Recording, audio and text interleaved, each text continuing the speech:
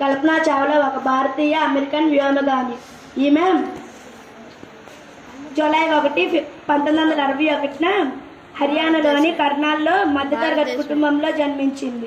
ఈమె గ్రాడ్యుయేషన్ తర్వాత నాసా యొక్క ఆమెస్ రీసెర్చ్ సెంటర్లో ఓవర్సీస్ మెథడ్స్కు వైస్ ప్రెసిడెంట్ అయ్యారు. అంతరిక్షంలోకి అడుగుపెట్టిన తొలి భారతీయ మహిళ. 2003న వాతావరణం ఎస్టీఎఫ్ గుర్తింపుగా అమెరికన్ ప్రభుత్వం ఆమెకు Congressional space medal of honour మరియు నాసా యొక్క విశేష సేవా పథకాన్ని ప్రదానం చేసింది. పట్టణ ప్రాంతాలలో రహదారి ప్రమాదాలకు కారణాలు: మద్యం సేవించి వాహనాలను నడపటం,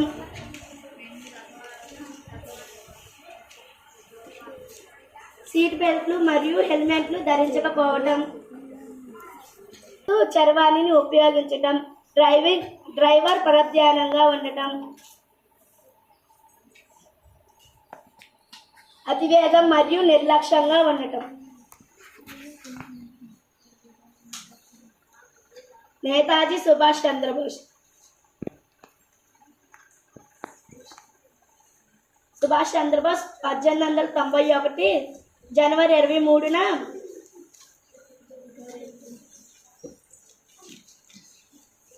ఒరిస్సాలోని కటక్ నగరంలో జన్మించారు. వీరి తల్లిదండ్రులు జానకీనాథ్ బోస్ తల్లి ప్రభావతి. వీరి తల్లి కటక్ నగరానికి చెందిన. అతడు తన రాజ్య ఆర్థిక అభివృద్ధి కోసం స్థానిక వ్యాపార మరియు వాణిజ్య పన్నులను ప్రవేశపెట్టాడు. ఇతను పక్షులను, మొక్కలను, జంతువులను గాఢంగా పరిశీలించి వాటి సంబంధిత విలువైన అంశాలను సాదరికంగా చెప్పగలిగారు. పక్షులంటే అమితమైన ప్రేమ. ఈయన పాలన చివరి కాలంలో అనారోగ్యానికి గురి కావడం వలన అతని భార్య నూర్జహాన్ పరిపాలన వ్యవహారాలను చూసుకుంది. ప్రాంతాలలో రహదారి ప్రమాదాలకు కారణాలు: దమ్ము చక్రాలతో ట్రాక్టర్లు నడుపుట, పొక్లైనర్ వంటి వాహనాల వినియోగాల వల్ల ఏర్పడే గుంటలు, రహదారిపై గేదెలను, గొర్రెలను, మేకలను యథేచ్ఛగా వదిలివేయుట, రోడ్లపై ధాన్యపు కుప్పలు ఎండబెట్టుట, ఇరువైపులా చెత్తా చెదారము, గడ్డివాములను పోగుగా వేయుట. చెప్పబోయే టాపిక్ జహాంగీర్ గురించి. జహాంగీర్ క్రీస్తు శకం 1605-1627. అక్బర్ వారసుడు సలీం జహాంగీర్ ప్రపంచ విజేత అనే బిరుదుతో సింహాసనాన్ని అధిష్ఠించాడు. అతడు తన తండ్రి చెప్పిన సాంప్రదాయాలను కొనసాగించాడు. కాంతి మన కంటిలోకి ప్రవేశించినప్పుడే వాటిని మనం చూడగలం. కన్ను దాదాపుగా గోళాకారంలో ఉంటుంది. కన్ను బాహ్య పొర తెల్లగా ఉంటుంది. శంకువులు ప్రకాశవంతమైన కాంతిని స్పందిస్తాయి. దండాలు తక్కువ కాంతిని స్పందిస్తాయి. నల్లగుడ్డులో చిన్న ద్వారాన్ని కనుపాప ప్యూపిల్ అంటారు. కనుపాప పరిమాణాన్ని నల్లగుడ్డు నియంత్రిస్తుంది. కన్నుకు ప్రత్యేకమైన రంగును ఇచ్చే భాగమే కనుపాప. కంటిలోకి ప్రవేశించే కాంతి మొత్తాన్ని కనుపాప నియంత్రిస్తుంది. శంకువులు రంగును గుర్తిస్తాయి. కాంతి అవసరం లేనప్పుడు కనురెప్పలు మూసుకుంటాయి. కన్ను చాలా అద్భుతమైన పరికరం. సాధారణంగా కంటిలో అత్యంత సౌకర్యవంతంగా 25 సెంటీమీటర్ల దూరంలో ఉన్న వాటిని కూడా చదవగలం. కళ్ళను రుద్దకండి. కంటిలో దుమ్ము ధూళి పడినప్పుడు వాటిని శుభ్రమైన నీటితో కడగాలి. కళ్ళు లేకపోతే మనం ఏమీ చూడలేము. కంటి వృత్తి కనురెప్పలు ఇచ్చింది. తక్కువ లేదా ఎక్కువ కాంతి మన కంటికి మంచిది కాదు. ఉన్నప్పుడు కాంతి ఎక్కువగా ఉన్నప్పుడు కనుపాప పరిమాణం తక్కువగా ఉంటుంది. కాంతి తక్కువగా ఉన్నప్పుడు కనుపాప పరిమాణం ఎక్కువగా ఉంటుంది. 1932లో ఆమోదించారు.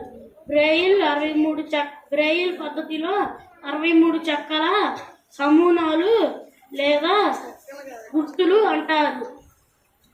హెలెన్ కిల్లర్ ఈమె 18 నెలల వయసులోనే కంటి చూపు కోల్పోయింది. ఈమె అమెరికా రచయిత్రి మరియు ఉపన్యాసకురాలు. ఎంతో ఆశగా కలిగి ఉండేవారు.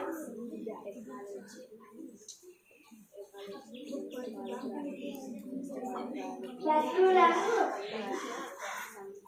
నేపమ్మకు పంపకుండా ఆమెను బడికి పంపాడు. 9 వయసులో ఆమెకు వివాహం అయ్యింది. 8 వయసులో 9వ నెల గర్భంతో ఉండగా ఆమె భర్త ఆమెను చనిపోయేటట్టుగా కొట్టాడు. ఒక ఆడబిడ్డ జన్మించాక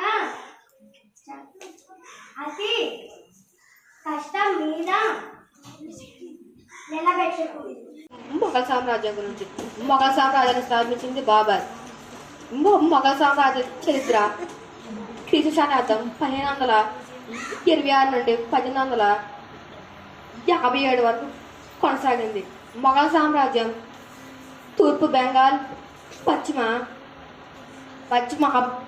ఆఫ్ఘనిస్తాన్, ఉత్తరాన హిమాలయాల నుండి దక్షిణ గోల్కొండ వరకు కొనసాగింది. తాజ్మహల్ని తెల్లపల రాతితో నిర్మించారు. ఇది ఉత్తరప్రదేశ్ రాష్ట్రం నందు ఆగ్రాలో ఉంది. మొఘల్ సామ్రాజ్యం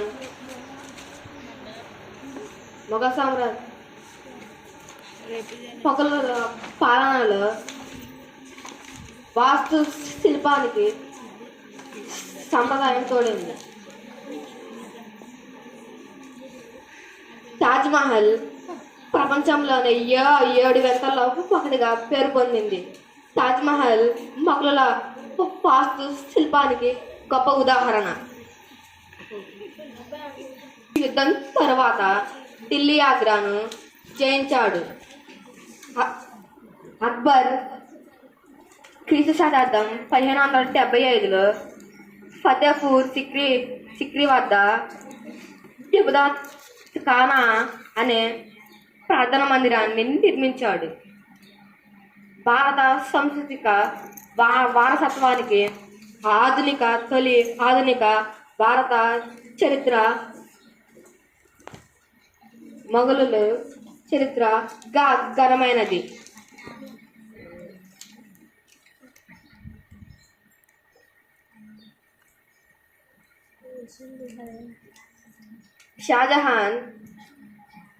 షాజహాన్ పాలనలో వెండి నాణెం మరియు రాగి నాణాలను మొఘలులు కొనసాగించారు. తాజ్మహల్ 1000 ఏనుగులతో నిర్మించబడింది. ఎర్రకోటను షాజహాన్ నిర్మించాడు. ఎర్రకోట షాజహాన్ కాలం నాటిది. అక్బర్ దామ్ అనే నాణాన్ని పాతకాలం నాటిదిగా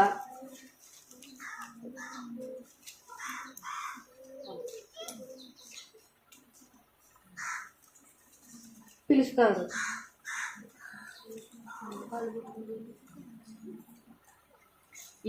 ఈ అవకాశం ఇచ్చిన హెచ్ఎం గారికి నా ధన్యవాదాలు.